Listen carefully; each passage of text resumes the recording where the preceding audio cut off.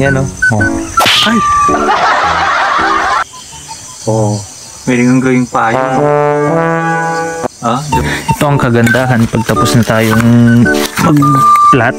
Mag-aantay na lang tayo kung kailan tayo mag-harvest. Ganun. Kaya yung iba sinasabi nila, ba't ang mahal? Medyo mahirap po kasi yung trabaho na ito kapag hindi pa po siya nagawa. Maraming proseso po ang pagdadaanan bago natin makamit yung ganitong harvesting time. Kaya hindi po masisisi kung medyo mahal yung presyo. Ayan siya. Tignan na ito guys. Tignan na dito guys. Ang lalaki. Yan o. Wow!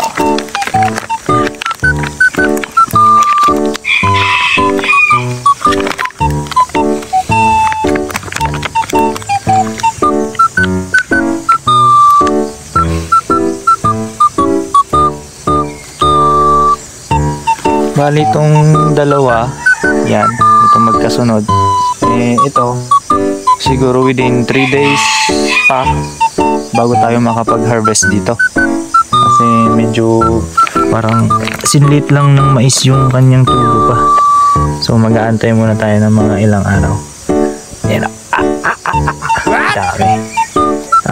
Next time, papakita ko sa inyo yung buong process niya, kung paano natin ginawa ito, at para malaman nyo din yung hirap at pagod na ating pagdadaanan bago natin makamit yung mga ganitong klaseng stage na yung harvesting.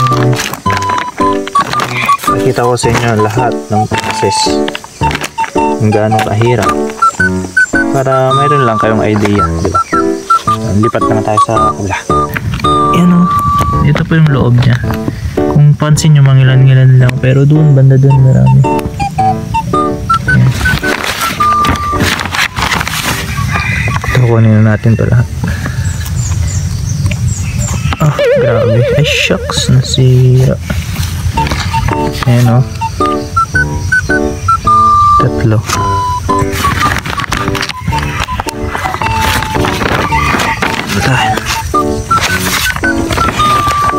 Yan, di ba? Wow! Sobrang kalaki naman yan, insan.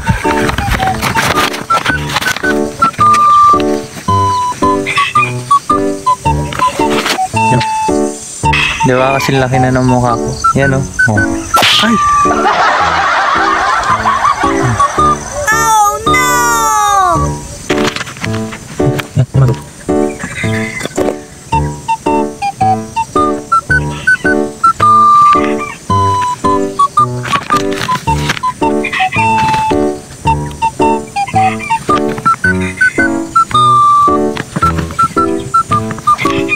Tinutulak niya na yung plastic. Ayan o. Binuksan na niya yung sarili niyang plastic. Ayan. Oh. Talaki. Grabe. Ayan o.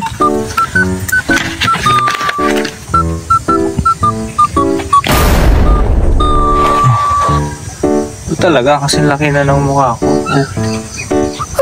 Ayan ba? Kasi laki na ng buong mukha ko. Oh.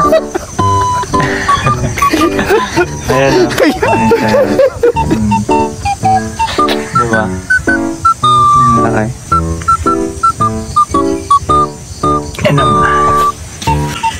Ang dami o. Diba? Tapos ipunin muna natin itong crack. Lagay ko muna dito.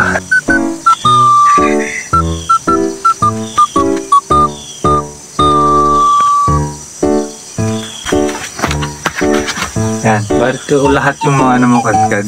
Yan o, diba? Yan o. Yan siya kalalaki. Oh, pwede kang gawing payo. Ah, diba? Yan ang mushroom. Ito ang kabuting saging. Diba? Ito lahat. Tapos ito naman yung di ba namukadkad? Yan. Ito siya. Yan, ito lahat yung mga nakuha natin ngayon. So, bali, lilinisin ko muna. Dadalhin ko na sa store, ibibenta. Yun na lang po muna sa ngayon. Bali, nag-aapura kasi ako at malilate na. Yan, bye!